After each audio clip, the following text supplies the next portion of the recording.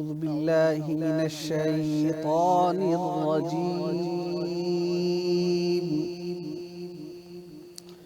بسم الله الرحمن الرحيم.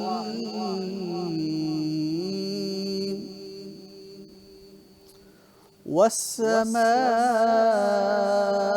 والطارق وما أدراك ما الطارق النجم الثاقب إن كل نفس لما عليها حافظ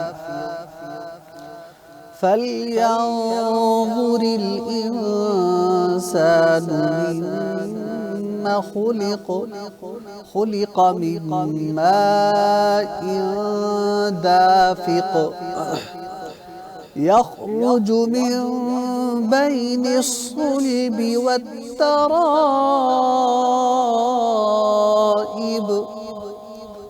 إنه على رجعه لقادر يوم تبلى السرائر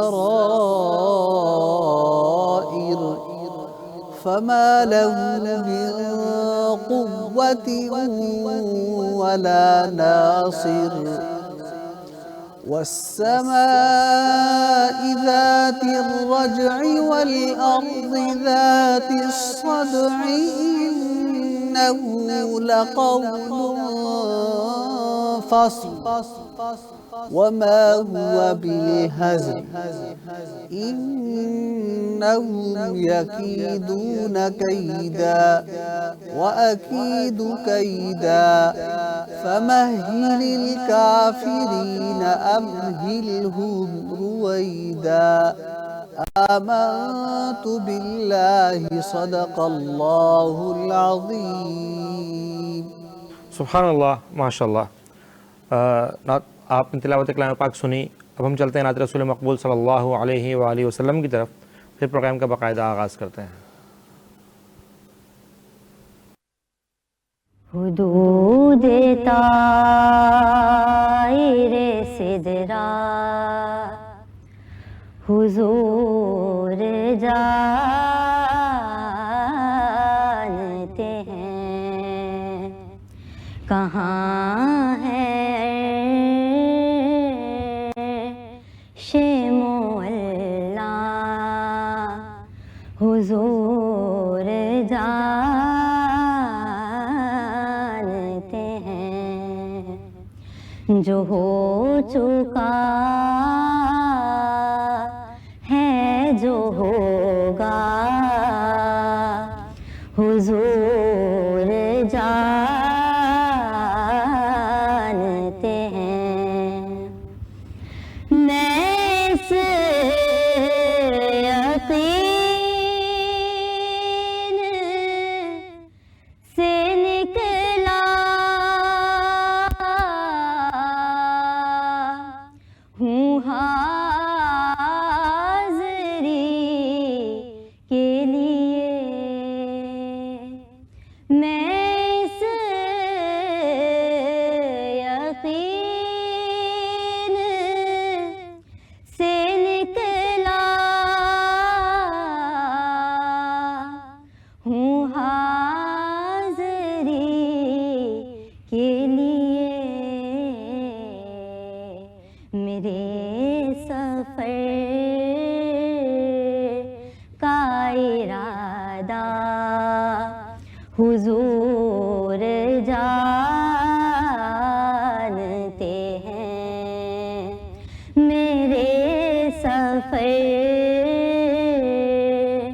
کا ارادہ حضور جانتے ہیں. پہنچ کے سدرا پہ روح الامین یہ کہنے لگے. پہنچ کے سدرا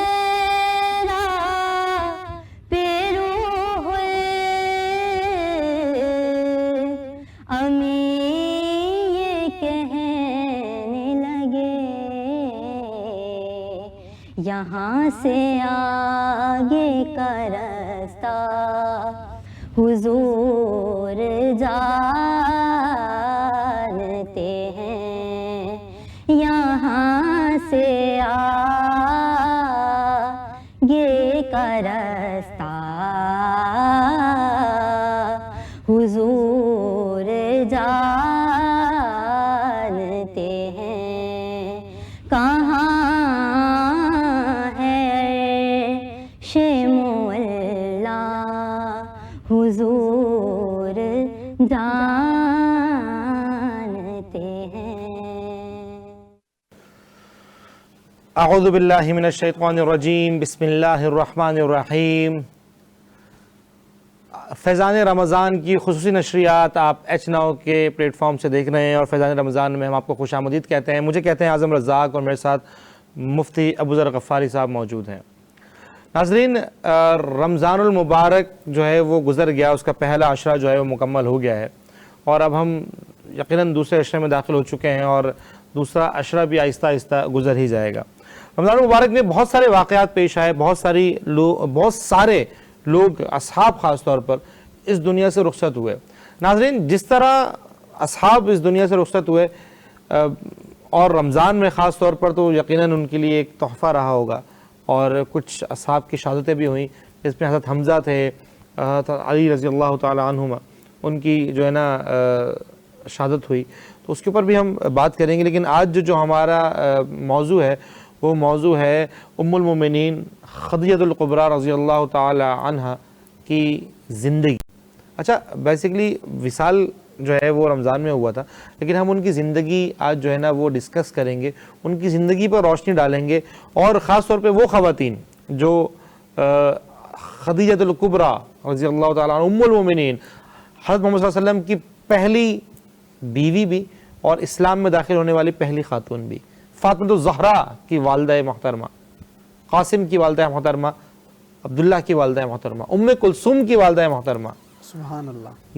یہ وہ خاتون ہیں جنہوں نے اسلام میں سب سے پہلے داخل ہوئیں۔ تو ان کی زندگی پر روشنی ڈالیں گے، اور بتائیں گے ان خواتین کو خاص طور پر کہ خواتین کی زندگی اصل میں کس طرح کی ہونے والی ہے، وہ کتنی مالدار تھیں، پھر نبی کی زوجیت میں جب وہ آئیں تو اس کے بعد ان کی زندگی کیسی رہی، کتنی مشکلات گزاریں، اور وہ خاتون جو مشہور ہی اس بات پر تھیں کہ ان کے پاس مال بہت تھا، وہ بزنس وومن تھیں، ان کے پاس اپنے مال کی وجہ سے مشہور تھیں۔ تو مزید جو ہے وہ ہم مفتی صاحب سے سوال کرتے ہیں، مفتی صاحب تھوڑا سا اوور ویو ڈالیں ان کی زندگی کے بارے میں، ہم بات کرتے ہیں تو یقیناً ایک فخر محسوس ہوتا ہے کہ ام المومنین خدیجہ ایک بزنس وومن تھی، پھر نبی کریم صلی اللہ علیہ وسلم کی زوجیت میں آئیں، اور ایک بات اور، ان مردوں کے لیے وہ عمر میں بھی ان سے بڑی تھیں۔ تو اس کے اوپر ذرا اوور آل آپ اپنا ذرا روشنی ڈالیے اور اظہار کیجیے۔ بسم اللہ الرحمن الرحیم، نحمدہ ونصلی علی رسولہ الکریم، اما بعد، اعوذ باللہ من الشیطان الرجیم، بسم اللہ الرحمن الرحیم، ما کان محمد ابا احد من رجالکم ولکن رسول اللہ وخاتم النبیین، صدق اللہ العظیم۔ آپ نے ذکر کیا آج کا موضوع ہے حضرت سیدہ خدیجہ الکبریٰ رضی اللہ تعالی عنہا کی زندگی۔ بہت بہت شکریہ، آپ نے اہم ٹاپک پر مجھے مدعو کیا فیضان رمضان میں۔ اللہ تعالیٰ آپ کو بہت خوشیوں سے نوازے۔ آمین، جزاک اللہ، آپ کو بھی آمین، شکریہ۔ آج کا بہت اہم عنوان آپ نے ترتیب دیا ہے حضرت سیدہ خدیجہ الکبریٰ رضی اللہ تعالی عنہا کی۔ جس طرح آپ نے بھی ماشاءاللہ ذکر کیا کہ حضرت سیدہ خدیجہ الکبریٰ کی جو زندگی تھی وہ مسلمان خواتین کے لیے رول ماڈل تھی۔ سب سے پہلے ہم ان کی شروع کی زندگی کو ڈسکس کرتے ہیں کہ وہ بہت مالدار تھی، بزنس وومن تھی۔ حضور صلی اللہ علیہ وسلم سے نکاح سے پہلے ان کے 2 نکاح اور ہو چکے تھے، اور ان کے جو ہے کاروبار تھے، بزنس تھے، تجارتی قافلے جایا کرتے تھے شام ملک، اور ان کے 2 سفر آپ صلی اللہ علیہ وسلم نے بھی شام ملک کے کیے۔ ایک سفر جو ہے حضرت بی بی خدیجہ الکبریٰ کا مال لے کر آقا صلی اللہ علیہ وسلم، چونکہ امین تھے، امانت دار تھے، صادق بھی تھے اور امین بھی تھے، بے شک صادق بھی تھے، امین بھی تھے، اور مکہ میں لوگ آپ صلی اللہ علیہ وسلم کے پاس اپنی امانتیں رکھوا لیا کرتے تھے۔ تو امین کے نام سے آپ صلی اللہ علیہ وسلم مکہ مکرمہ میں مشہور تھے نبوت سے بھی پہلے. بے شک. تو حضرت سیدہ خدیجۃ الکبریٰ رضی اللہ عنہا نے آپ صلی اللہ علیہ وسلم کو اپنے تجارتی قافلے کے ساتھ بھیجا تجارت کے لیے امین بنا کر. تو آپ صلی اللہ علیہ وسلم شام ملک چلے گئے تجارت کی. شام اس وقت بڑا جو ہے نا وہ ایک مرکز ہوا کرتا تجارت کا. ہاں شام تجارت کا مرکز ہوا شام کرتا تجارت کا مرکز ہوا کرتا تھا. تو شام ملک بھیج دیا. آقا صلی اللہ علیہ وسلم چلے گئے تجارتی سامان اور قافلہ لے کر. جب شام ملک سے آئے تو ماشاءاللہ بڑا منافع ہوا کاروبار کے اندر. تو یہاں سے اتنا بزنس اتنا ترقی حضرت سیدہ خدیجۃ الکبریٰ نے دیکھا. اور آپ صلی اللہ علیہ وسلم ایک ایک پائی کا حساب دے رہے ہیں, ایک ایک چیز کا حساب دے رہے ہیں. ہم گئے, ہم نے یہ کیا, اس کو بیچا, یہ جانور خریدا, اس کو بیچا, اس نے اتنا منافع دیا. اور آپ صلی اللہ علیہ وسلم جو تجارت کر رہے ہیں اپنے مال کا نقص بتا کر رہے ہیں اگر اس میں سبحان کوئی اللہ, کمی ہے تو. سبحان اللہ. اور خواہ کہ جو ہے وہ اس میں نہیں ڈال رہے. مطلب مال کا نقص بتا کر کہ اس مال میں یہ نقص ہے اور یہ مال اتنے کا ہے, اتنے کا ہے, اس کی اصل قیمت یہ ہے, اصل قیمت یہ ہے, یہ مال اتنے کا ہے اور اس مال میں یہ نقص ہے. تاکہ ہم تو آج کل کے جو دکاندار اور تاجر حضرات ہوتے ہیں سارے تو نہیں, وہ نقص نہیں بتا رہے ہوتے, وہ بتا رہے ہوتے ہیں کہ بھئی یہ بہترین ہے. ہاں بہترین ہے, یہی بتاتے ہیں نا, لیکن وہ نقص بتا کر بیچ رہے ہیں. اور یہی سنت ہے, یہ سنت ہے. نقص بتا کر آپ فروٹ لگا رہے ہیں یا آپ کوئی بڑے بلڈر ہیں بلڈنگ بنا رہے ہیں یا آپ کوئی بھی بزنس کر رہے ہیں, کمپنی چلا رہے ہیں, فیکٹری چلا رہے ہیں, آپ اپنے بزنس میں سامنے والے کو فریق کو آپ اپنے بزنس کی جو کمی ہے وہ اس سے آگاہ کریں اور اس کا صحیح آپ تخمینہ لگائیں. خواہ اور ناپ تول میں کمی یہ نہیں ہونی چاہیے. وَيْلٌ لِّلْمُطَفِّفِينَ الَّذِينَ إِذَا اكْتَالُوا عَلَى النَّاسِ. تو اللہ تعالیٰ ناپ تول میں کمی کرنے والوں کو پسند نہیں کرتے. تو آپ صلی اللہ علیہ وسلم نے تجارت کی ہے, بزنس کیا. اس سے ہم مسلمانوں کو بھی بزنس کرنے کا ایک راہ ملتی ہے. ایک آپ صلی اللہ علیہ وسلم نے بھی کاروبار کیا, تجارت کی ہے. تو اما خدیجۃ الکبریٰ رضی اللہ عنہا کا جب وہ مال لے کر واپس اتنا بڑا منافع, تو حضرت سیدہ خدیجۃ الکبریٰ بہت خوش ہوئیں اور آپ صلی اللہ علیہ وسلم کے پاس نکاح کا پیغام آ گیا. عمر میں 25 سال بڑی, 15 سال. ہاں, آپ صلی اللہ علیہ وسلم کی عمر مبارک 25 سال اور اما خدیجۃ الکبریٰ کی عمر 40 سال.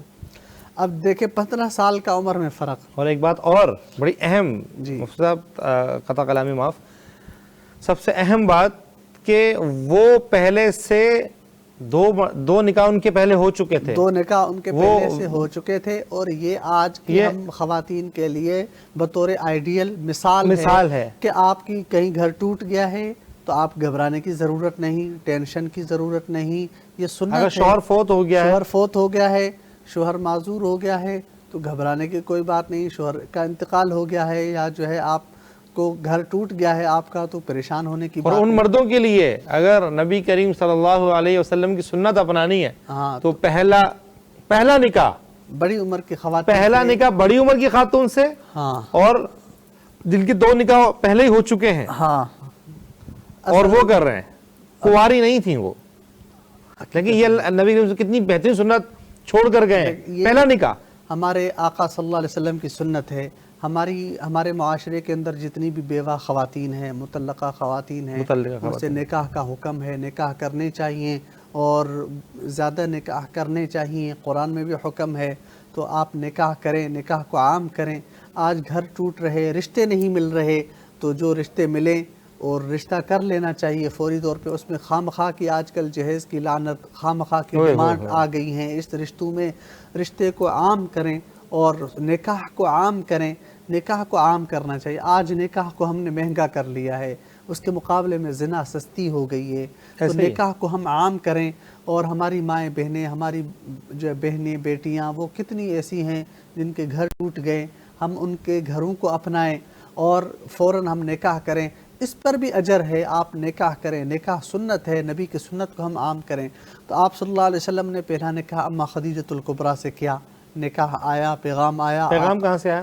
حضرت اما خدیجۃ الکبریٰ سے نکاح. یہ بھی ایک میسیج ہے ان ماں باپ کے لیے ان پیرنٹس کے لیے ہاں کہ ایک خاتون بھی اپنا نکاح ام کا پیغام المومنین اپنے نکاح کا پیغام خود ایک مرد کو بھیج رہی ہیں. بھیج تو یہ سکتی ہے, بھیجنا چاہیے. اور یہ جو ہے نا کہ پیرنٹس کہتے ہیں کہ بھائی لڑکی کے گھر سے نکاح کا پیغام کیوں آ گیا, کیوں آ گیا؟ لڑکے کے گھر سے نکاح کا پیغام آنا جا چاہیے, سکتا ہے, جانا چاہیے. جا سکتا ہے, جانا چاہیے. اور یہ دیکھیں پورا ایک رول ماڈل, رول ماڈل ہے. آپ دیکھیں نا کتنی اہم بات ہمارے ہے, لیے ان کی زندگی رول ماڈل ہے. کتنی اہم بات ہے نا کہ پیغام کون بھجوا رہا ہے. اماں سبحان خدیجہ. اللہ, آئے ہائے ہائے. سبحان دیکھیں اللہ. آج کل یہ ہم تصور بھی نہیں کر سکتے.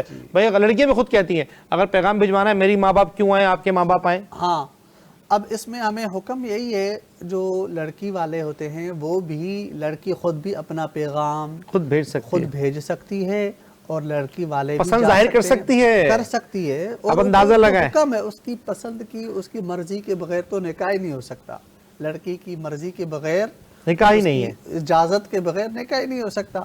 تو اس کی اجازت شرط ہے, اس کی رضامندی شرط ہے, اس کی تو ضروری ہے. آقا صلی اللہ علیہ وسلم کا نکاح ہوا, یہاں سے اماں خدیجۃ الکبریٰ کی زندگی شروع ہوئی.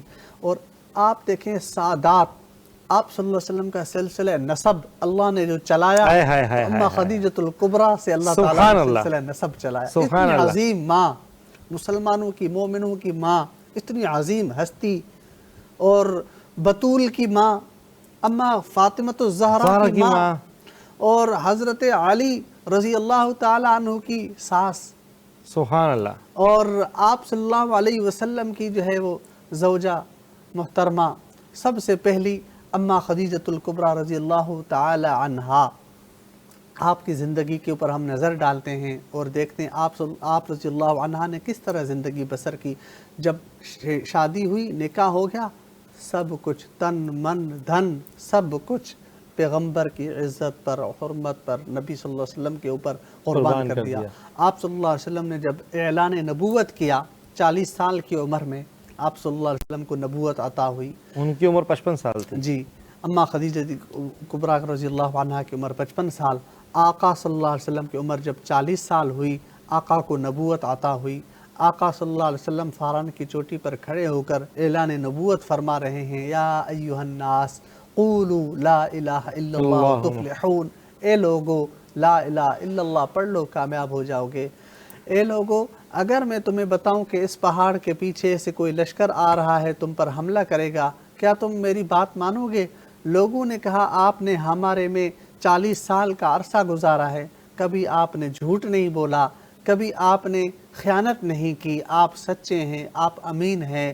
ہم نے بار بار آپ کو آزمایا, آپ کو ہم نے سچا پایا, ہم آپ پر یقین کریں گے. آقا نے فرمایا, اے لوگو, اللہ نے مجھے نبی بنایا ہے, میں تمہیں اللہ سے ڈرا رہا ہوں. پھر لوگوں نے تکالیف دینا شروع کر دی, پریشان کرنا شروع کیا. جب ہر طرف سب لوگوں نے پریشان کیا, تو اماں خدیجۃ الکبریٰ نے ساتھ دیا. جب آپ صلی اللہ علیہ وسلم کو نبوت ملی, جب وہاں سے آئے, اپنے غار سے آئے ہیں, تو آپ صلی اللہ علیہ وسلم کو ٹھنڈک لگ رہی تھی. آقا صلی اللہ علیہ وسلم اماں خدیجۃ الکبریٰ کو بتایا کہ میں عبادت کر رہا تھا, تو مجھے اس طرح محسوس ہوا کہ ایک فرشتہ آیا اور وہ اقرأ بسم ربک الذی خلق, یہ آیات تلاوت کر رہا ہے. اماں خدیجۃ الکبریٰ آئی اور انہوں نے فوراً چادر آپ صلی اللہ علیہ وسلم کو لپیٹ لیا. آپ نے فرمایا, زملونی زملونی, مجھے چادر اڑھاؤ, مجھے چادر اڑھاؤ. آپ صلی اللہ علیہ وسلم کو چادر اڑائی گئی. اور حضرت اماں خدیجۃ الکبریٰ کا جو ہے وہ چچا زاد یا پھوپھی زاد کوئی بھائی تھا یا چاچو لگتا تھا رشتے میں, ورقہ بن نوفل, ان کے پاس چلے گئے اور یہ واقعہ ذکر کیا. وہ چونکہ ایک یہودی عالم تھے, بڑے عالم تھے اس زمانے کے, وہ کتابوں کا, تمام چیزوں کا وہ علم رکھتے تھے. جب اس کو یہ نشانیاں بتائی گئیں تو اس نے کہا, یہ تو نبیوں والی نشانیاں ہیں, اللہ تعالیٰ آخری نبی بھیجیں گے اور اس کو اس طرح کی اللہ تعالیٰ نشانیاں جو ہے ظاہر ہوں گی, اور وہ ہو چکی ہیں, وہی نشانیاں ہیں, تو وہ نبی تم ہو. تو اپنی خیال کرنا اپنی جان کا, تمہارے اپنے ہی تمہاری جان کے دشمن بن جائیں گے, اپنا خیال کرنا. تو اس وقت سے لے کر اماں خدیجۃ الکبریٰ نے آپ صلی اللہ علیہ وسلم کا قدم قدم پر ساتھ دیا, یہاں تک کہ شعب ابی طالب میں جو قید کاٹی آقا صلی اللہ علیہ وسلم نے, 2.5 سال قید کاٹی آپ صلی اللہ علیہ وسلم نے. مکے والوں نے بائیکاٹ کر دیا تھا کہ ان سے کوئی بھی بات نہیں کرے گا, کوئی لینا دینا نہیں. وہ قید جیسا ہی تھا, جی, قید جیسا ہی ماحول تھا, ان سے کوئی بات نہیں کرتا تھا. جی, بائیکاٹ, بالکل ان سے کوئی بات نہیں کرے گا، کوئی ان کی طرف جو ہے کوئی کاروبار، کوئی کمی پیش لین دین نہیں کرے گا، کھانا پینا کوئی خرید و فروخت نہیں ہوگی۔ تو آپ صلی اللہ علیہ وسلم کے خاندان پر وہ اتنا مشکل وقت گزرا، اتنا مشکل، کتابوں میں لکھا ہے کہ ہواؤں کے رخ پہ باہر سے پتے اڑ کے آتے تھے آپ صلی اللہ علیہ وسلم کے گھر میں، تو آقا صلی اللہ علیہ وسلم ان پتوں کو کھایا کرتے تھے بھگو کر۔ تو اتنے مشکل حالات آقا صلی اللہ علیہ وسلم نے، اماں خدیجۃ الکبریٰ نے اور اماں فاطمۃ الزہرا نے، حضرت بی بی ام کلثوم نے، حضرت بی بی رقیہ نے، حضرت بی بی زینب نے اتنے مشکل وقت گزارے، حضرت علی رضی اللہ عنہ نے، اور آل والد رسول محترم نے، نے، جی ان کے والد حضرت ابو طالب نے، اسی طرح جو ہے حضرت حمزہ، حضرت عباس، یہ تمام صحابہ اکرام نے بہت مشکل وقت گزارا۔ ساتھ کس نے دیا؟ اماں خدیجۃ الکبریٰ نے۔ تو یعنی بزنس وومن، وہ ایلیٹ کلاس، مکے کی جو سرداران تھے جن کے پاس سب سے زیادہ پیسہ تھا، ان میں سے حضرت اماں خدیجۃ الکبریٰ کا خواتین شمار، میں خواتین میں بزنس وومن تھی۔ ہماری ماؤں بہنوں کو بزنس کرنا چاہیے، بزنس وومن بنے، اپنے معاشرے میں پردے میں رہ کر اپنی چادر کا، اپنی حرمت کا خیال رکھتے ہوئے، حفاظت کرتے ہوئے آپ بزنس کر سکتی ہیں۔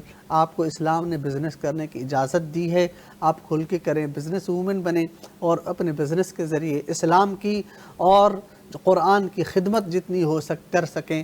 اماں خدیجۃ الکبریٰ کی یہ سنت ہے کہ انہوں نے آقا صلی اللہ علیہ وسلم کی اور آقا کے دین کی کتنی خدمت کی، اپنا سب کچھ قربان کر دیا، سخاوت میں اور جو غلاموں کو آزاد کرانے میں حضرت اماں خدیجۃ الکبریٰ کا بہت بڑا کردار ہے۔ اور اسلام کا وہ مشکل وقت ہاں جو ان کے شوہر کے اوپر آیا، ٹھیک ہے، اس میں وہ ساتھ ہی بنی۔ اب جو مثالی زندگی ہوتی ہے نا، وہ یہی ہوتی ہے نا کہ اگر آپ رول ماڈل ہیں، شوہر نے کہا کہ میرے اوپر یہ وقت ہے، تو انہوں نے کہا کہ آپ سچے ہیں، آپ سچے ہیں، بھروسہ، اعتماد، فوراً اسلام قبول کیا۔ ہاں دوسری بات، اسلام قبول کر لیا، ان کے جو حضرت محمد صلی اللہ علیہ وسلم کے پاس کتنا مشکل وقت آیا، چھوڑ کر نہیں گئی، ہاں نہیں گئے، اور آپ صلی اللہ علیہ وسلم کو اتنی پیاری تھی ان کی زندگی میں، آپ صلی اللہ علیہ وسلم نے دوسری شادی بھی نہیں کی، آقا صلی اللہ علیہ وسلم نے، ہاں صحیح ہے، پھر اس سے آپ کا نسب چلا، نسب چلا، اس سے آپ کی نسل چلی۔ ہاں اللہ تعالیٰ نے نبی کریم صلی اللہ علیہ وسلم کو بیٹے عطا فرمائے، لیکن واپس لے لیے، ہاں واپس، بیٹیوں سے نسب چلا، فاطمۃ الزہرا رضی اللہ تعالیٰ عنہ سے، پھر وہ ظاہر ہے وہ پھر ان کی زوجیت کس کی زوجیت میں تھی؟ حیدر قرار کی زوجیت میں تھی، وہاں سے حسن، حسین، پھر اور ان کے جو بیٹے ہیں وہ۔ اب بات یہ ہے کہ جب اگر ہم زندگی میں رول ماڈل کی بات کریں تو یہ جو ہم آج جن کو ہم نے رول ماڈل مانا ہوا ہے، جن کو ہم نے رول ماڈل بنایا ہوا ہے، وہ رول ماڈل نہیں ہے۔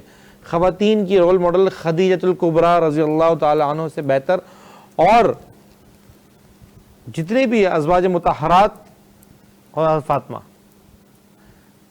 یہ آپ کے رول ماڈل ہونے چاہیے۔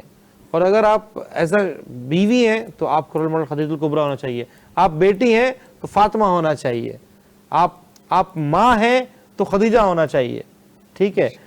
تو یہ رول ماڈل ہوتے ہیں کہ زندگی میں صاحب کے رول ماڈل ایسے ہوں کہ جن سے رشک کریں، پوری دنیا اس پہ ریسرچ کرتی ہے۔ ہم مزید اس کے اوپر گفتگو کریں گے، میرے خیال سے ہم یہاں پر ایک بریک لیتے ہیں مفتی صاحب، اور پھر مزید اس پر گفتگو جو ہے وہ جاری رکھتے ہیں۔ ناظرین فی الحال یہاں پر ہم لیتے ہیں ایک چھوٹا سا وقفہ، اور وقفے کے بعد آپ سے دوبارہ ملاقات ہوگی، مزید گفتگو کو آگے بڑھائیں گے اور کچھ چیزیں اور بھی ہم شامل کریں گے۔ فی الحال لیتے ہیں ہم چھوٹا سا وقفہ، وقفے کے بعد دوبارہ ملاقات کرتے ہیں۔ کہیں جائیے گا مت، دیکھتے رہیے فیضان رمضان۔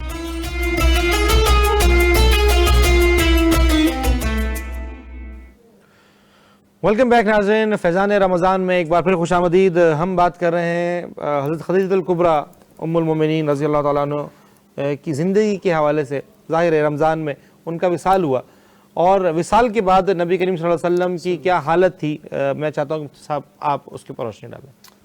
حضرت آقا صلی اللہ علیہ وسلم کو اماں خدیجۃ الکبریٰ سے بہت پیار تھا، بہت محبت تھی، اور آقا صلی اللہ علیہ وسلم کو بہت وہ سال، جس سال آپ صلی اللہ علیہ وسلم اماں خدیجۃ الکبریٰ کا جس سال وصال ہوا، 10 رمضان کو اماں خدیجہ رضی اللہ عنہا اس دنیا سے پردہ فرما گئی، 3 ہجری، اور بہت قریب ٹائم تھا، قریب بالکل قریب، اور اس وقت آپ صلی اللہ علیہ وسلم کو بہت بہت بڑا صدمہ پہنچا، اور اسی سال آپ صلی اللہ علیہ وسلم کے چچا جو آقا کا ساتھ دیتے اسی سال ان کا بھی وصال ہوا۔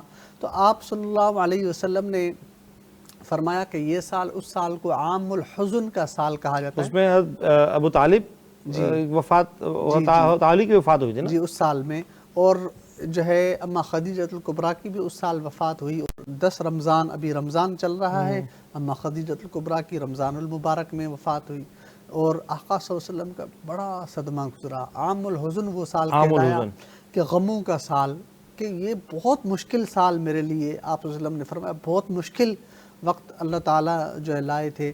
تو اس کے بعد پھر آپ صلی اللہ علیہ وسلم کے اوپر سورہ الم نشرح نازل ہوئی، الم نشرح لک صدرک ووضعنا عنک وزرک الذی انقض ظہرک، ورفعنا لک ذکرک۔ جی، اور اسی طرح اللہ تعالیٰ نے پھر آپ صلی اللہ علیہ وسلم کو اور بلند مقام عطا کیے بہت، اور آپ صلی اللہ علیہ وسلم کو اما خدیجہ سے بہت محبت تھی۔ جب اما خدیجہ کا وصال ہوا تو اس کے بعد آپ صلی اللہ علیہ وسلم اما خدیجہ الکبریٰ کی جو سہیلیاں تھیں نا، ان کا بھی خیال رکھتے تھے، ان کے گھروں میں کھانا بھجوانا، اور جب آپ صلی اللہ علیہ وسلم مدینہ طیبہ تشریف لے آئے تو اس کے بعد بھی آپ صلی اللہ علیہ وسلم کو جب بھی پتہ چلتا تھا کہ کوئی میری خدیجہ کی کوئی سہیلی میرے گھر میں آئی ہے تو آپ صلی اللہ علیہ وسلم خوش ہوتے تھے اور ان کے لیے ہدیے تحائف دیا کرتے تھے آپ صلی اللہ علیہ وسلم کہ مجھے میری خدیجہ یاد آ جاتی ہے جب، اور اسی لیے اما فاطمۃ الزہرا رضی اللہ عنہا سے بے انتہا آپ کو محبت تھی، کیونکہ وہ ہم شکل تھی اما خدیجہ الکبریٰ کے، اور آپ صلی اللہ علیہ وسلم وہ لخت جگر تھی، آقا کریم صلی اللہ علیہ وسلم کی بیٹی، وہ آپ صلی اللہ علیہ وسلم کو بہت محبت تھی، بے انتہا ان کی کمی بہت محسوس کرتے تھے، بہت کمی ان کی محسوس کرتے تھے، اور آپ صلی اللہ علیہ وسلم جو ہے بہت محبت فرماتے تھے، بہت خیال کرتے تھے۔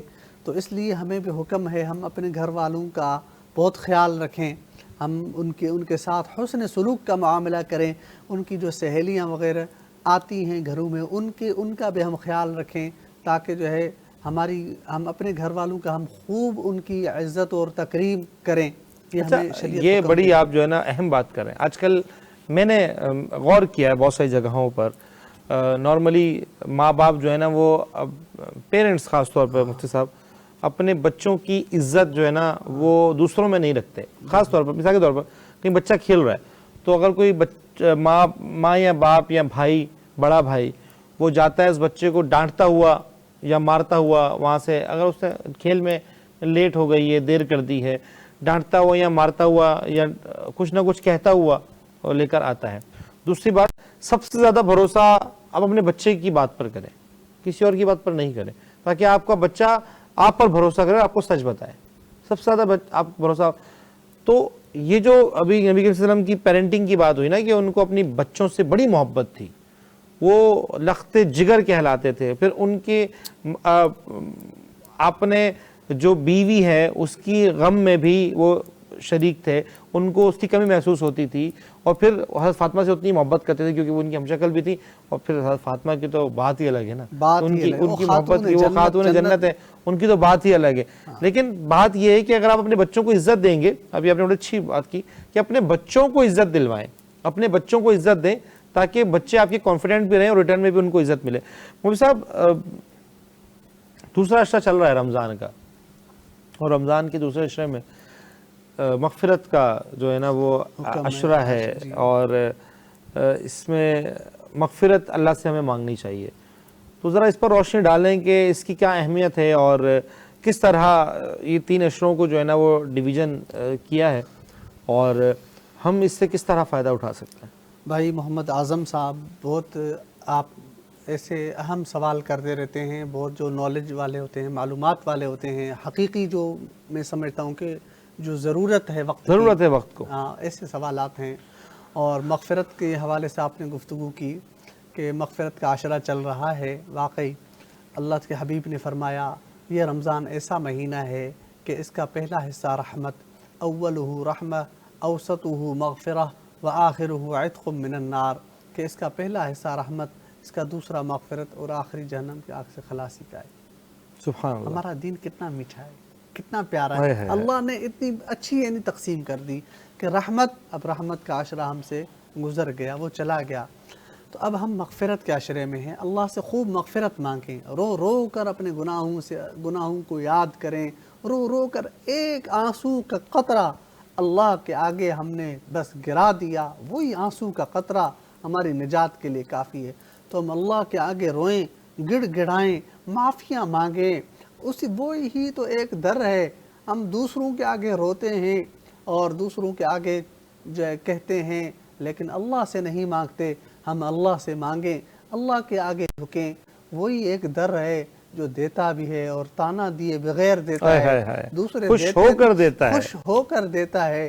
دوسرے دیتے تو ہیں لیکن ساتھ میں تانے بھی دے دیتے ہیں، اور اگر کسی سے قرض ہی آپ لے لیں اور قرض دینے میں بھی وہ تانا دیتے ہیں، اور آپ کو دوسرے سے مانگنے میں شرمندگی ہوگی، اللہ سے مانگنے میں کوئی شرمندگی نہیں ہے۔ وہ اللہ خوش ہوتا ہے، وہ سخیوں کا سخی، وہ بادشاہوں کا بادشاہ۔ تو ہم اللہ وحدہ لا شریک بھی ہے، بے نیاز بھی ہے، بے نیاز بھی ہے۔ اللہ الصمد، قل هو اللہ احد، اللہ الصمد، هو اللہ الذی لا الہ الا هو، عالم الغیب والشہادہ، هو الرحمن الرحیم، هو الاول والآخر والظاہر والباطن وهو بكل شیء علیم۔ قل اللہم مالک الملک، وہ بادشاہوں کا بادشاہ، تؤتی الملک من تشاء، جس سے چاہتا ہے دے دے، وتنزع الملک ممن تشاء، جس سے چاہے چھین لے، وتعز من تشاء، جس سے چاہے عزتیں دے دے، وتذل من تشاء، جس سے چاہے رسوا کرتے۔ تو عزتوں کے خزانے بھی اللہ کے پاس، رزق کے خزانے بھی اللہ کے پاس، بادشاہوں کا بادشاہ۔ ہم مغفرت مانگیں تو اسی سے مانگیں، وہی معاف کرنے والا ہے، وہی دینے والا ہے، اس کے علاوہ کوئی نہیں دے سکتا۔ کسی میں کوئی جرت، ہمت، طاقت کسی میں نہیں، سارے ضعیف، سارے کمزور۔ واللہ هو الغنی وانتم الفقراء، اللہ نے قرآن میں فرمایا وہ اللہ غنی ہے، تم سارے فقیر ہو، تم سب کے سب فقیر ہو۔ دنیا کا کوئی بھی بادشاہ وہ بھی فقیر ہے، دنیا کا کوئی سرمایہ دار مالدار وہ بھی فقیر ہے، سارے فقیر ہیں اس کائنات کے لوگ، سارے محتاج ہیں، سارے مجبور ہیں۔ غنی ہے تو ایک اکیلا اللہ، دینے والا ہے تو وہ اللہ اب بھی دے رہا ہے۔ ہم سے پہلے جو لوگ تھے ہزاروں لاکھوں سالوں سے اللہ دے رہا ہے، انسانوں کو دے رہا ہے، چرند و پرند کو دے رہا ہے۔ اور ایک واقعہ حضرت سلیمان علیہ السلام، میں بھی اسی پر آ رہا تھا، حضرت سلیمان علیہ السلام نے اللہ سے کہا، اے اللہ میں تیری ایک مخلوق کو میں دعوت کرنا چاہتا ہوں۔ اسی واقعہ میرے ذہن میں تھا، یقین کریں آپ نے تو ذہن سے نکال کے جو ہے نا وہ کیا بات ہے، شروع کریں۔ نہیں یہ واقعہ آپ سنائیں، میں بھی آپ سے کہنے والا تھا کہ واقعہ سنائیں۔ تو یہ حضرت سلیمان علیہ السلام نے اس شہنشاہ سے کہا، حضرت سلیمان علیہ السلام کو اللہ نے بادشاہت دی، وہ بادشاہ تھے، بادشاہ، اور ایسا ویسا بادشاہ نہیں جو آج کل کے بادشاہ ہیں، ان جیسا نہیں، وہ نبی بادشاہ، ان کی ہواؤں پر حکومت تھی۔ آج کوئی بادشاہ جنات پر حکومت تھی، جنات پر حکومت۔ آج کوئی دنیا کا بادشاہ مجھے دکھا دے جس کی جنات پر حکومت ہو، جنات ڈرتے ہوں، جنات ڈرتے ہوں، جن سے جنات ڈرتے ہوں، جنات ڈرتے ہوں، وہ ایسا کوئی بادشاہ دنیا میں ہو سکتا ہے؟ حضرت سلیمان علیہ السلام کو اللہ نے وہ بادشاہت دی کہ جنات بھی ان سے ڈرا کرتے تھے، ہواؤں پر ان کی حکومت، اور اسی طرح چرند پرند کیڑے مکوڑے ہر چیز کی زبان سمجھتے تھے، ہر چیز کی زبان کا علم اللہ نے حضرت سلیمان علیہ السلام کو دیا تھا۔ حضرت سلیمان علیہ السلام نے اللہ سے کیا کہا، اے اللہ میں تیری ایک مخلوق کی دعوت کرنا چاہتا ہوں، میری یہ بادشاہت ہے۔ اللہ نے فرمایا اے سلیمان چھوڑ دے، تم نہیں ہو پائے گا، نہیں ہو، تمہارے بس کی بات نہیں ہو پائے گا، چھوڑ دو۔ سبحان اللہ۔ حضرت سلیمان علیہ السلام چونکہ پیار تھا اللہ سے، اے اللہ میں بادشاہ ہوں، اے اللہ میں دعوت، اللہ موقع دے دے، اللہ موقع دے دے، اللہ موقع دے دے۔ اللہ نے فرمایا نہیں سلیمان چھوڑ دو، تم چھوڑ دو اس چیز کو، میرے کام، یہ میری حکمت ہے۔ ہاں اچھا، حضرت سلیمان علیہ السلام نے جب زیادہ اصرار کیا، اللہ نے فرمایا ٹھیک ہے میں اپنی ایک مخلوق کو نہیں، صرف ایک فرد، ایک مخلوق کے ایک فرد کو میں بھیجوں گا، ٹھیک ہے میں آپ انتظام کرو، آپ انتظام کرو۔ حضرت سلیمان علیہ السلام نے انتظام کیے، 6 مہینے تک جنات کو حکم کیا کہ لکڑیاں جمع کریں، انسانوں کو حکم کیا وہ لکڑیاں جمع کریں۔ 6 مہینے کھانے کے انتظامات ہوئے، 6 مہینے کھانا بنائے گئے، انتظامات ہوئے، کھانے بنے گے، رات دن مسلسل انتظام، صرف ایک ٹائم نہیں، چند گھنٹے نہیں، مسلسل ایک مخلوق کام کر رہی ہے، جنات لگے ہوئے ہیں، سارے انسان لگے ہوئے ہیں، کھانے بن رہے ہیں کہ اللہ کی ایک مخلوق آئے گی اور اللہ کا نبی ان کی دعوت کرے گا۔ تو انتظام ہوا، اللہ نے فرمایا اے سلیمان انتظام پورے ہیں؟ حضرت سلیمان نے کہا یا اللہ انتظام پورے۔ سمندر سے ایک مچھلی آئی، وہ سارا ایک نوالا بنا کر ایک لقمہ لے کے چلی گئی، اور سلیمان علیہ السلام حیران، سلیمان علیہ السلام حیران، یا اللہ ایک مچھلی۔ اور اس مچھلی نے کیا کہا، اے سلیمان ایسے اللہ تعالیٰ دن میں مجھے 2 لقمے کھلاتا ہے، آج تم نے میرا ایک لقمہ محروم کر دیا، اور دن میں 2 لقمے، دن میں 3 دفعہ کھاتی ہوں، 3 دفعہ میں کھاتی ہوں، وہ اللہ مجھے کھلاتا ہے۔ تو کیسی کیسی مخلوقات ہیں سمندروں میں، آسمانوں میں، زمینوں میں، چرند پرند، ہوائیں، باغات، کیا کیا اللہ سب کو کھلا رہا ہے، سب کی روزی دے رہا ہے۔ تو ہم بھی اللہ سے مانگیں، اللہ کے آگے جھکیں، اللہ ہمیں بھی کھلا رہا ہے، سب کو اللہ کھلا رہا ہے، تو ہم بھی اللہ سے ہی مانگیں۔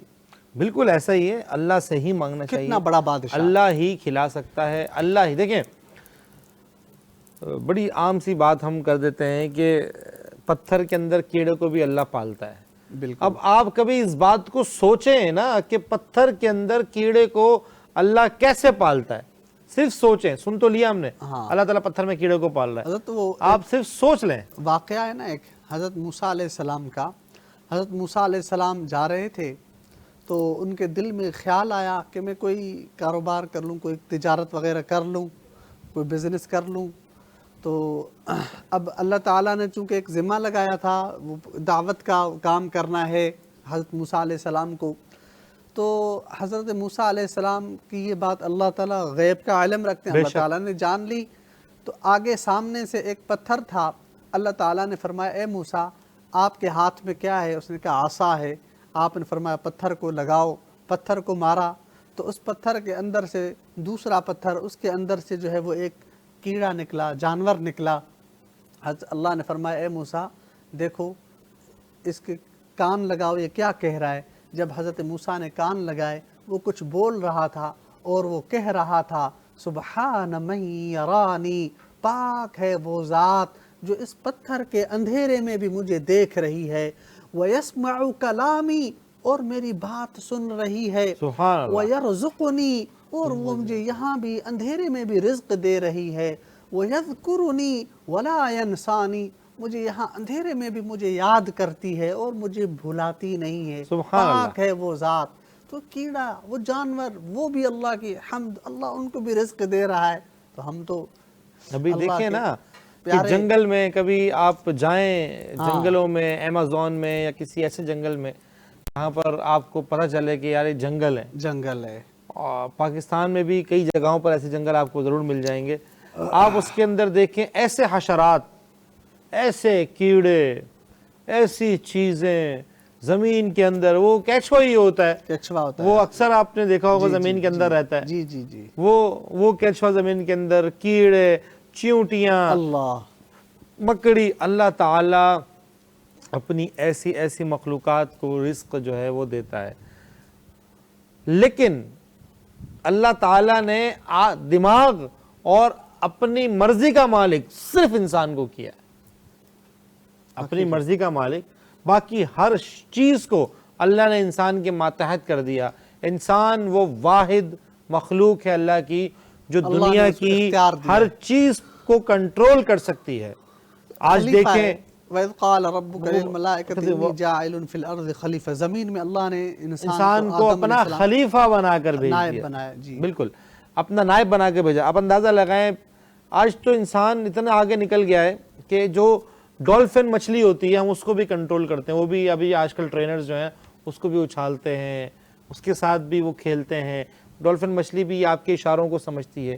گھوڑا ناقابل جو ہے نا وہ کنٹرول چیز ہے جس کو آپ نہیں کنٹرول کر سکتے، یہ اللہ نے آپ کے کنٹرول میں رکھی ہے۔ ہاتھی کیسا خطرناک، اور قرآن میں اللہ نے بیان فرمانا افلا ينظرون الى الابل کیف خلقت، آپ اونٹ کی طرف کیوں نہیں دیکھتے؟ اونٹ کتنا بڑا ہے، 10 اونٹ، 20 اونٹ، ایک چھوٹا سا بچہ انسانوں کا، ایک بچہ وہ اس کی رسی پکڑ کر ان کو لے جا رہا، اونٹوں میں جرت نہیں ہو کہ وہ ادھر ادھر جا سکیں، اتنے لمبے قد و قامت کے اعتبار سے کتنے بلند و بالا اونٹ، لیکن انسانوں کا ایک چھوٹا سا لڑکا، چھوٹا سا بچہ ان کی رسی پکڑ کر جب جا رہا ہوتا ہے، ہم دیکھتے ہیں کوئی بھی اونٹ ادھر ادھر جرت نہیں کر سکتا۔ اور آج کل تو گلی محلوں میں جو گائے بکریاں گھومتی ہیں وہ دیکھیں، وہ اپنے رخ کے اندر سیدھے سیدھے جا رہے ہیں۔ ہاتھی دیکھ لیں، آپ اتنا بڑا دیو ہیکل ہاتھی جو ہے نا، وہ انسان نے کنٹرول کر رکھا، اس کے اوپر بیٹھ کر وہ چاہے تو بس ایک جھٹکا ہے، لیکن اللہ نے آپ کو اس طاقتور بنایا، اللہ نے آپ کو اس قابل بنایا، تو اللہ چاہتا ہے کہ ہم اس سے مغفرت کی دعا کریں، اللہ چاہتا ہے کہ ہم اس سے مانگیں۔ بے شک ہر چیز انسان کے ماتحت کی، اور کہا انسان کو اللہ نے اپنے ماتحت رکھا کہ مجھے پکارو۔ تو اللہ نے رمضان دیے، اس میں یہ جو عشرہ ہے مغفرت کا یہ ہمیں دیا۔ تو میں آپ سے پہلے بھی میں نے سوال کیا تھا کہ ایک شخص کو میں نے بولا یار پہلا عشرہ رحمت کا ہوتا ہے، دوسرا مغفرت کا، تیسرا جہنم سے آزادی کا۔ اس نے مذاق میں مجھے بولا یار اگر میں اللہ تعالیٰ سے پہلے عشرے میں جہنم سے آزادی مانگوں تو اللہ تعالیٰ دے گا نہیں کیا؟ تو اس پر روشنی ڈالیے گا۔ حضرت بھائی محمد اعظم صاحب، بہت اچھا سوال آپ نے کیا ہے۔ یہ جو اللہ تعالیٰ نے اور اللہ کے حبیب نے جو تقسیم فرمائی ہے رمضان کے بارے میں، اولہ رحمہ، اوسطہ مغفرہ، آخرہ عتق من النار، کہ اس کا پہلا حصہ رحمت، دوسرا مغفرت اور آخری جہنم کی آگ سے خلاصی کا۔ تو یہ جو تقسیم اللہ کے حبیب نے بیان فرمائی ہے، ارشاد فرمائی ہے، یہ ہماری آسانی کے لیے، تاکہ ہم ان دنوں میں یہ عمل زیادہ کریں، یہ عمل زیادہ ہم کریں تاکہ ہمارے اندر وہ چیز آ جائے۔ حالانکہ ہم مغفرت کی دعا پورا سال ہم اللہ سے کر سکتے ہیں، پورے رمضان کا مہینہ ہم اللہ سے مغفرت کی دعا کر سکتے ہیں، رات دن، صبح شام، جاگتے سوتے، ہر وقت اٹھتے بیٹھتے، ہر جگہ اللہ سے مغفرت کی دعا کر سکتے ہیں، رحمت کی دعا ہم کر سکتے ہیں، جہنم کی آگ سے آزادی کی ہم دعا کر سکتے ہیں، جنت کی طلب کی دعا ہم کر سکتے ہیں، ساری دعائیں ہم کر سکتے ہیں۔ یہ خالصتاً تقسیم جو اللہ کے حبیب نے، تاکہ ہمارے اندر ایک یعنی عادت پکی ہو جائے، تاکہ ہم اس کام پر پکے ہوں اور سارا سال یہ ہمارے اندر یہ چیز ہے۔ جیسے رمضان کا مہینہ آتا ہے، لوگ ماشاءاللہ نمازیں پڑھتے ہیں، مساجد بھری ہوئی ہوتی ہیں، یہ ایک ان میں پھر عادت ہو جاتی ہے، آہستہ آہستہ پھر سارا سال سلسلہ چل پڑتا ہے۔ تو اسی طرح ہم خوب، اور ان میں اللہ کی رحمت جو ہے وہ جوش میں ہوتی ہے زیادہ، وہ اللہ کی ذات ہے ہی رحم کرنے والی، لیکن حدیث میں آتا ہے آسمان دنیا پر آخری سحری کے وقت میں اللہ تعالیٰ کی جو ذات ہے وہ اپنے بندوں کے اوپر نظر دوڑاتی ہے اور کہتی ہے کوئی میرا بندہ مجھ سے رحمت کی دعا مانگنے والا، میں اس کے حال پر رحم کروں، ہے کوئی بندہ مجھ سے مغفرت کی دعا کرنے والا کہ میں اس کی مغفرت کروں، ہے کوئی میرا بندہ مجھ سے رزق مانگنے والا کہ میں اس کو رزق عطا کروں، کوئی ہے میرا بندہ جو اس کو مانگنا ہے وہ مجھ سے مانگے۔ اللہ کی ذات آسمان دنیا پر نازل ہو کر یہ ارشاد فرماتی ہے، اور ہم ہیں کہ ہم سوئے ہوئے ہوتے ہیں یا اپنے کاموں میں ہوتے ہیں، تو ہمیں اللہ سے ہر وقت مغفرت کی دعا کرنی چاہیے، رحمت کی دعا کرنی چاہیے، مغفرت کی اپنے لیے، ہمارے جو بڑے اس دنیا سے جا چکے ان کے لیے، یا جو ہے ہم سے جو بزرگان دین، ہمارے اساتذہ اور سارے مسلمانوں کے لیے مغفرت کی دعا کرنی چاہیے۔ مغفرت کی دعا ظاہر ہے، ہم پہلے بھی بات کر رہے تھے کہ مغفرت جو ہے نا وہ اللہ سے کرنی چاہیے، لیکن اللہ رمضان میں دعائیں بہت جلدی قبول کرتا ہے۔ تو اس دعا کو خاص طور پر جو ہم پڑھتے ہیں، نوافل ادا کر رہے ہیں، ہم پل پل اٹھتے بیٹھتے دعائیں کریں، ہر وقت ہمارا جو زبان ہے وہ ذکر سے تر رہے، اور جو آپ کس طرح کے کام ہیں جو غیر مناسب ہیں اس سے اجتناب کریں، اور اگر غیر ضروری، اصل میں عام طور پر جو وہ رکھی گئی ہے نا عید، جی وہ رمضان میں روزہ رکھنے والوں کی رکھی گئی ہے، لیکن ہم کیا کرتے ہیں کہ ہم عید کی اہمیت کی وجہ سے یا عید کی تیاری میں ہم رمضان کی اہمیت جو ہے نا وہ بھول جاتے ہیں۔ دکاندار حضرات کاروبار میں مشغول ہوتے ہیں، مجبوری ہے۔ اسی طرح میں نے دیکھا ہے کہ خواتین اور مردوں کا روزانہ کا یا ہفتے میں 2 یا 3 دن ضرور ایک مارکیٹ کا چکر ہے خریداری کے لیے، کوئی ٹیلر کے پاس جا رہا ہے، کوئی بچوں کے کپڑے لے رہا ہے، کوئی کہاں جا رہا ہے، کوئی کہاں جا رہا ہے۔ تو ان سب میں وقت برباد کرنے سے بہتر یہ ہوتا ہے کہ اگر آپ اس وقت کو قیمتی بنا لیں، بنائیں، اس وقت میں اللہ کا ذکر جو ہے وہ اپنائیں، دعائیں کریں. اگر آپ کو موقع مل رہا ہے، ویسے تو ہم گناہ گار لوگ ہیں، اگر ہمیں موقع مل رہا ہے کہ اگر ہم 10 منٹ 15 منٹ مسجد میں دے سکتے ہیں تو جو وقت آپ کا مسجد میں گزرے گا وہ قیمتی بن جائے گا، وہ وہاں گزاریں، کوشش کریں، تلاوت کلام پاک کریں، زیادہ سے زیادہ اذکار میں مشغول رہیں، اور اس رمضان کی رحمتوں کو، مغفرت کو اللہ تعالیٰ سے ہم مانگ لیں اور رحمتوں کو سمیٹ لیں، برکتوں کو سمیٹ لیں، تاکہ ہم فلاح پا سکیں. کیونکہ یہ ہم سب چیزیں کس لیے کر رہے ہیں؟ فلاح پانے کے لیے. اور ہماری فلاح کیا ہے کہ اللہ ہمیں معاف کر دے، بس اللہ ہماری مغفرت کر دے، اللہ ہمیں جہنم سے آزادی دے دے، اللہ ہمیں قبر کے عذاب سے نجات دے دے، اللہ تعالیٰ ہمیں جو میزان کی جو سختی ہے اس میں محفوظ رکھے، جو صراط المستقیم ہے اس پہ ہمیں سیدھا چلنے کی توفیق، تاکہ ہم اس کو پار کر سکیں. ٹھیک ہے، تو ہم تو پل پل جو نماز ہے وہ بھی دعا ہے، ہر چیز جو ہے نا وہ اس دعاؤں سے بھری ہوئی ہے. اس میں ایک بات جو میرے ذہن میں آئی، مغفرت کے عشرے میں اس رمضان میں ہمیں اللہ سے مغفرت کی دعا مانگنی چاہیے، اور اللہ کی ذات معاف کرنے والی ہے. بے شک. اور اللہ نے فرمایا قرآن میں، ان اللہ لا یغفر ان یشرک بہ ویغفر ما دون ذلک لمن یشاء. اللہ تعالیٰ شرک کو معاف نہیں کریں گے، اس کے علاوہ جس کو چاہیں. اللہ کی ذات معاف کرنے والی ذات ہے، رحم کرنے والی. تو ہم اس چیز کا خیال رکھیں، اللہ کے ساتھ کسی کو شریک نہ بنائیں. اس چیز کی ہم خصوصی طور پر خیال رکھیں.